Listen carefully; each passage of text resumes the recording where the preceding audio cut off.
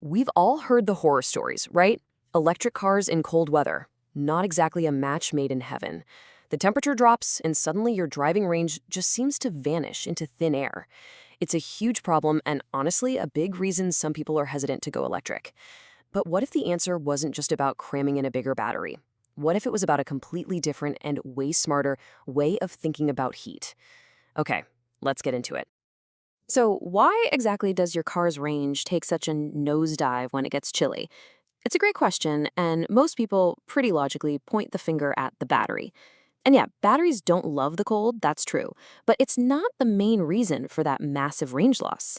The real energy vampire? It's hiding in plain sight. Yup, that's the one. The real villain here is the thing that keeps you from freezing inside the cabin. Think about it. In a gas car, you get all the heat you want for free. It's just waste heat from the engine. But in an EV, you have to create that heat, and that takes a ton of power straight from the battery. An old-school electric heater can pull a staggering 7,500 watts. If you run that for just an hour, you could lose almost 40 miles of range. It's just an incredibly inefficient way to stay warm. And this is where Tesla's whole philosophy just completely changes the game. On one side, you've got that old heater. It's a brute force approach, just burning through your battery. On the other, you have the heat pump. Look at that difference. Instead of that massive 7,500-watt drain, it sips between 1,000 and 3,000. And the key, the really crucial point, is that it's not about creating heat from scratch. It's about intelligently moving heat that's already there. So what in the world is a heat pump? Well, the easiest way to wrap your head around it is to think of an air conditioner running backwards. Your AC in your house finds heat inside and pumps it outside, right? A heat pump just does the opposite. It finds heat energy in the cold air outside, and trust me, there's still heat in cold air, and moves it inside the car to warm you up. But of course, Tesla couldn't just stop there. They took this concept and pushed it to a whole new level. Their system isn't just grabbing a little heat from the air outside. No, it's designed to be a heat scavenger, actively hunting for and recycling every last bit of waste heat from literally every possible part of the car. And how many sources are we talking about? This number is pretty amazing. 16. That's right. The system can pull waste heat from the battery, from the front and rear motors, the power electronics, the onboard computer, even the ambient air through the radiator. It's a complete thermal ecosystem where almost no energy is allowed to just leak away.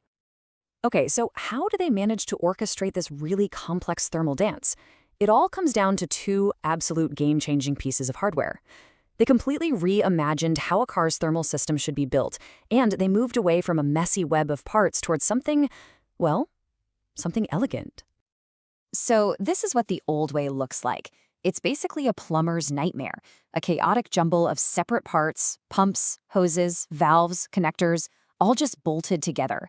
It's complex, it's expensive, it's heavy, and every one of those connection points is a potential point of failure. You're looking at maybe 15 to 20 different components just to move liquid around. And this quote just perfectly captures the Tesla philosophy. Instead of just accepting that messy standard, they looked at it and asked, what if we just combined all of that into a single, elegant assembly? And that question led to their first big breakthrough. This is the supermanifold. The best way to think about it is like a printed circuit board, but for fluids. It's a single, compact block that has all the different refrigerant and coolant channels integrated right into it. All those hoses and clamps and connectors from the last slide, gone, replaced by this one beautiful, highly engineered part. And hey, don't just take my word for how revolutionary this is. When the legendary automotive engineer Sandy Munro took this system apart, he was just blown away. He didn't compare it to other car parts. He compared it to the high-precision fuel systems you find on jet engines. That tells you everything you need to know about what a huge leap forward this is. So this supermanifold gives you the physical pathways for the fluids. It's the plumbing, right? But it needs an intelligent control center to direct all that traffic. And that brings us to the second key innovation, which is the real brains of this whole operation. Meet the Octovalve. Now, this is not just some simple on-off switch. It's this super sophisticated 8-port rotary valve that acts as the central traffic controller for all the heat in the car. It can open and close its 8 different ports in all these different combinations, precisely routing hot or cold liquid through the supermanifold to exactly where it's needed most, whether that's the cabin, the battery, or the motors. Now, while the system has tons of different operating modes it can use, They're all controlled by the Octovalve, shifting between these four main configurations. Depending on the mode, it can run coolant loops at the same time, it can bypass the radiator to save heat, or it can pull in heat from outside. The point is, it gives the car this incredible, unprecedented flexibility to manage its own energy. Okay, a supermanifold, an Octovalve, 16 heat sources, it's all incredibly clever engineering for sure. But what does it actually mean in the real world? What's the payoff for all this innovation? Well, the answer is a just staggering leap in efficiency.